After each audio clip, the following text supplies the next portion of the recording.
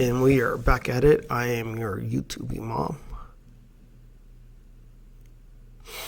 And we are going to be discussing tattoos in Islam. We're going to look at modern scholars' views, the Hadiths, as well as what the Quran says. We're going to start with the Quran.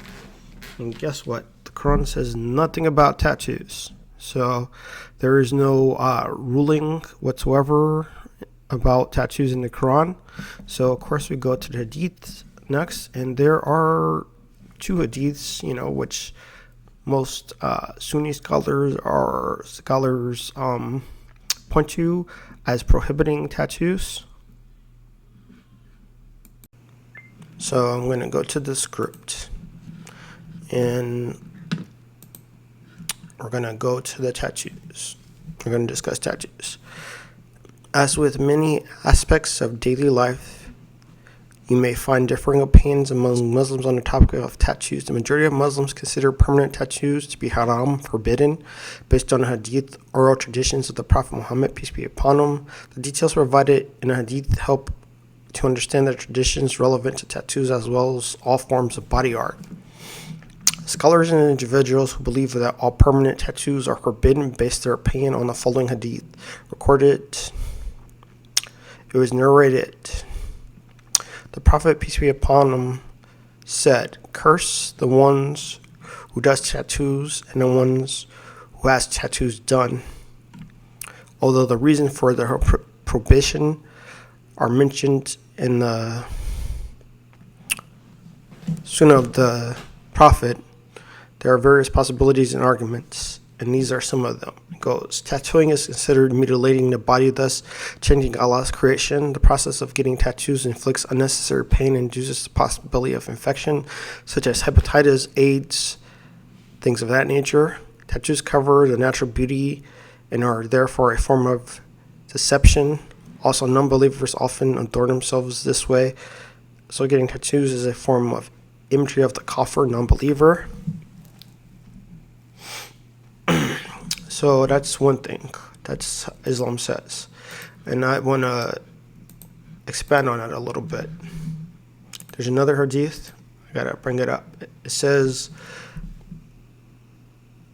from the Prophet, it says, "May Allah curse the women who do tattoos and those who do tattoos are done, those who pluck their eyebrows and those who file their teeth for the purpose of beautification and alter the creation of Allah." And that's another hadith that scholars use to say that tattoos are wrong. These scholars do not hold the view that the non-permanent tattoos such as henna are sinful, nor do they claim that converts to Islam who have tattoos prior to conversion need to get these tattoos removed. So that's pretty good if you have tattoos. Then other body alterations are allowed.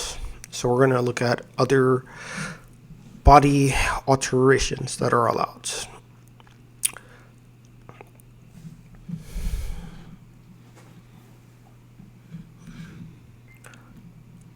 So we're going to talk about body alterations that are allowed. Then it goes, adhering to the previous arguments would mean that any form of body modification will be banned according to the Hadith. They ask, is it changing God's creation to pierce your ear, dye your hair, and get orthopedic braces on your teeth, more colored contact lenses, have rhinoplasty, get a tan, or use whitening cream? Most Islamic scholars would say that it is permissible for women to wear jewelry, thus it is acceptable for women to pierce their ears. Elective procedures are allowed when done for medical reasons such as getting braces or having rhinoplasty, as long as it is not permanent. You can beautify your body through tanning, wearing colored contacts, for example, but not damaging the body permanently for a vain reason is considered haram. And it goes, Muslims only pray when they are in ritual state of purity, free from any physical impurities and uncleanness. To this end, wudu, ritual asphalation are necessary before each formal prayer. If one is to be in a state of purity during asphalation, a Muslim washes the parts of the body that are generally exposed to dirt and grime. The presence of a permanent tattoo does not invalidate one's wudu, as a tattoo is under the skin and does not prevent water from reaching your skin. Non-permanent tattoos such as henna, stains, and sticks on tattoos are generally permitted by scholars in Islam, provided they do not contain inappropriate images. Additionally, all the prior actions are forgiven once you have converted and fully embraced Islam. If you have had a tattoo before becoming a Muslim, you're not required to remove it, which is good for those new converts.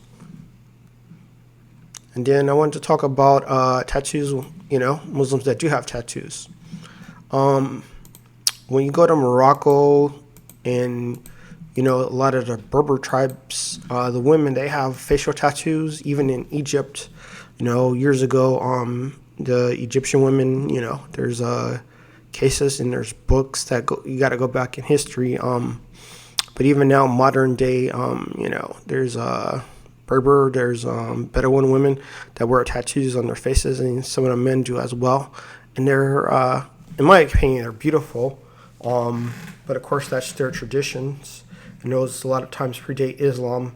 So those women look at it as not so much haram, but they look at it as, basically something that is not haram, but not halal. Something that. So just to go back to what I was saying, and just to kind of summarize everything, tattoos are generally, by most scholars' opinion, haram. There is a minority that believes that their marok are not forbidden nor halal. So that's an opinion.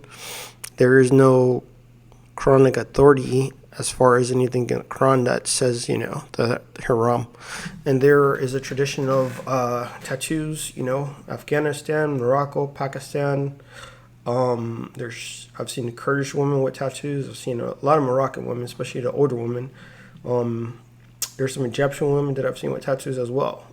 Facial tattoos on their hand. And even the men in Morocco, in Berber tribes, they get tattoos on their right arm. And so that's tattoos in Islam. If you got any questions or you want to talk more about this, leave some comments and let me know. Thank you.